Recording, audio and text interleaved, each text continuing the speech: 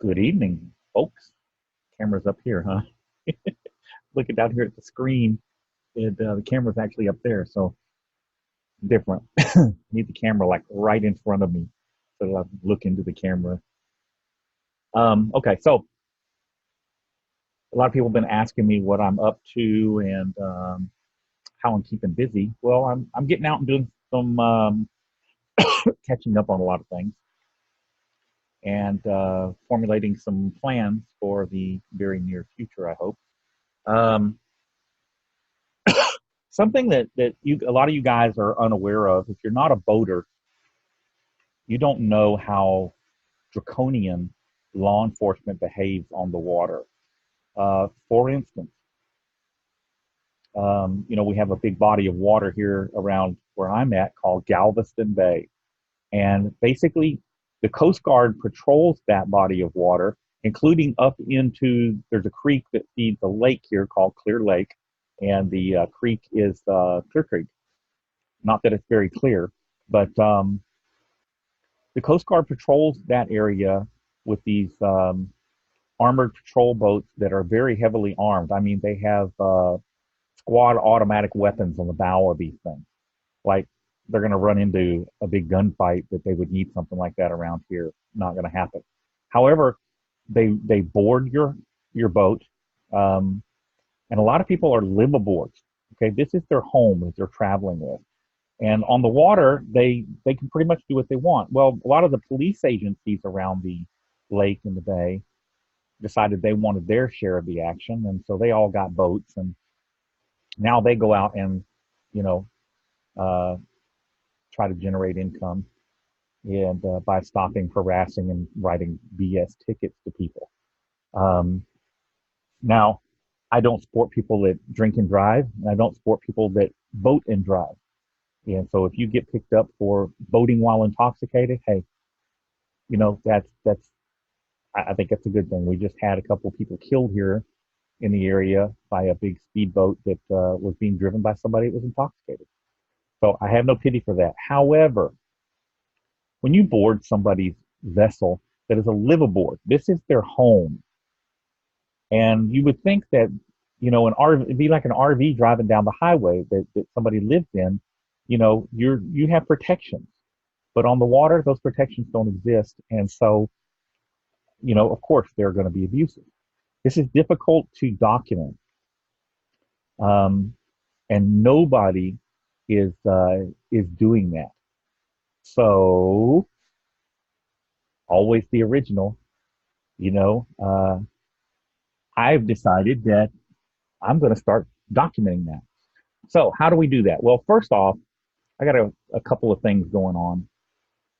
Um, One thing is that as soon as I get this mess resolved, I've been meaning to go to the Florida Keys. And I mean, I've been to the Keys before. I've been by boat, but the issue is that it's very shallow in that area, and so your explorations are limited in a big ocean-going sailboat like what I typically would go in.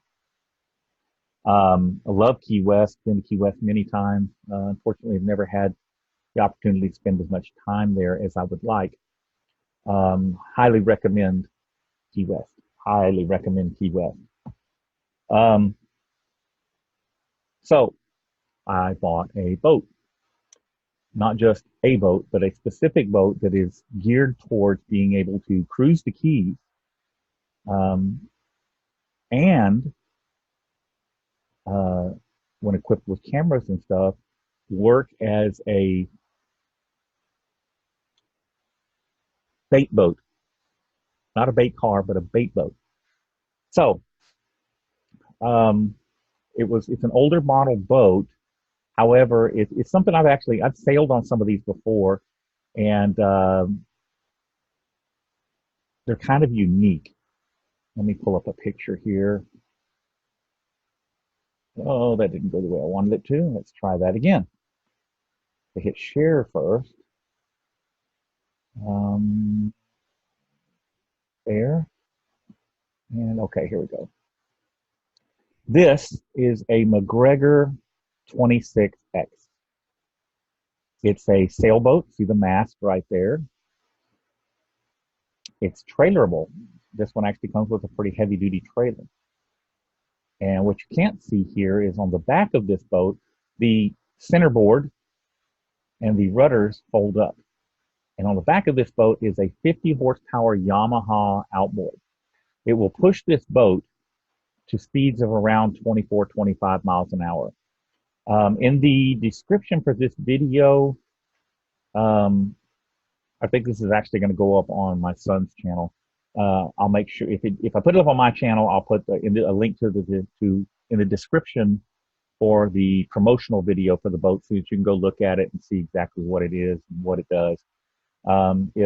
If my son puts it up over on his channel, I'll tell him to do the same thing. So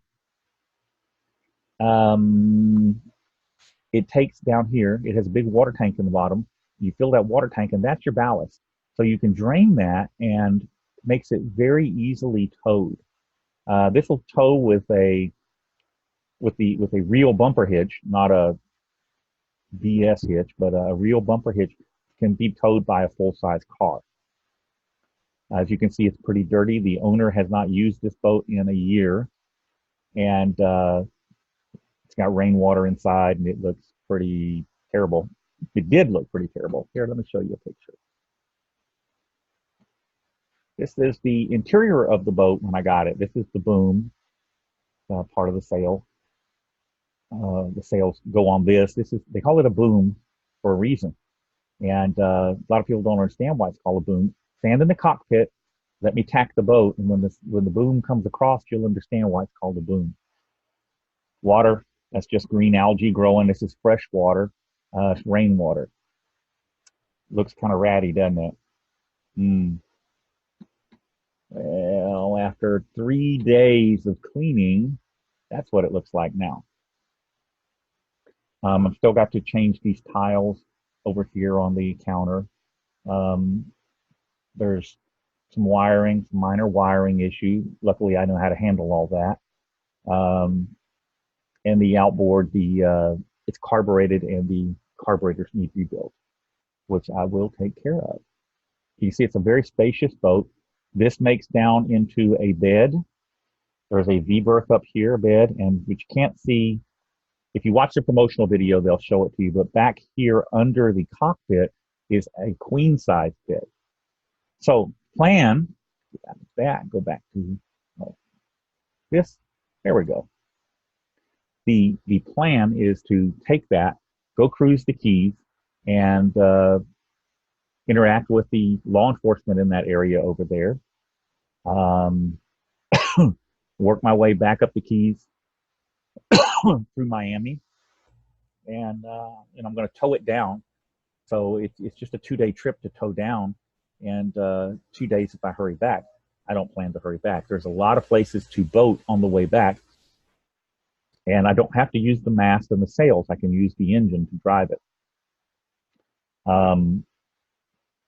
Then it works like a cabin cruiser or a speedboat when you do that. I'll also work this area. The only thing really wrong with the boat, let me go back to this. Let's back up. So the previous owner, you see this rail right here. There's another one back here, and it's missing, and it's missing on the other side. Those are $150 each. This sail here is no good. He left it in the sun for a year, but it came with another one that is good and a mainsail that's good. So it's got good sail plan. The trailer needs to be, stuff like this.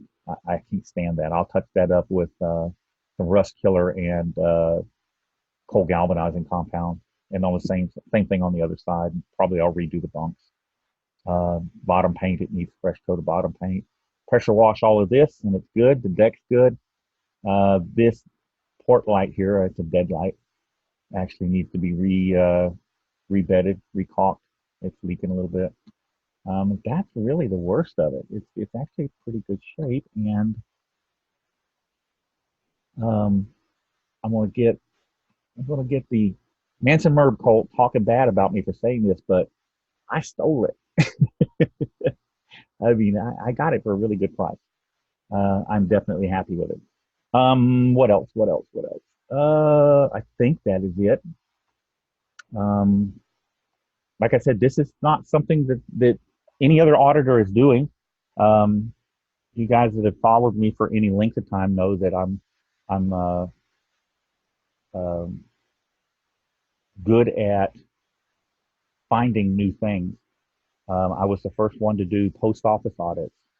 Um, First one to do a lot of things, and I don't see anybody else doing this because I don't think anybody else has the kind of experience voting that I have. But yeah, if they want to try it, they're welcome to. Better get to know maritime law and know the difference between what the Coast Guard enforces and what your local police enforce. That there's a big jump in the two things. Actually, brushing up on Texas waterway laws and getting ready because I think time I rebuild the carburetors and there's a couple of little wiring issues. Get the bottom painted. None of that's going to cost a lot of money. Big expenditure is going to be the $300 for those aft rails. Um, I think I'll be ready to have this. August is kind of hot, so I think I'll probably drop it in the water here and start patrolling around here. 1st of September. Weather dependent. If it cools off a little bit in August, um, might get in the water then. So we'll see. Anyhow, for those of you that are interested, now you know what I'm up to. And I'm actually going to step the mast on that thing tomorrow and get that up and just start inspecting rigging and just stuff to keep busy. I got a little more cleaning to do on it. Got the get a pressure washer. A friend of mine has a gas pressure washer, and get that out and pressure wash the exterior of the boat. All that stuff will come clean. Um, it needs new stereo. Oh, gotta have stereo. Can't run a boat without stereo. What else? What else? That's really good. So, you guys, now you know what I'm doing. I will see you again soon. Everybody, be safe and stay out of trouble. That's what I'm trying to do. See y'all again soon.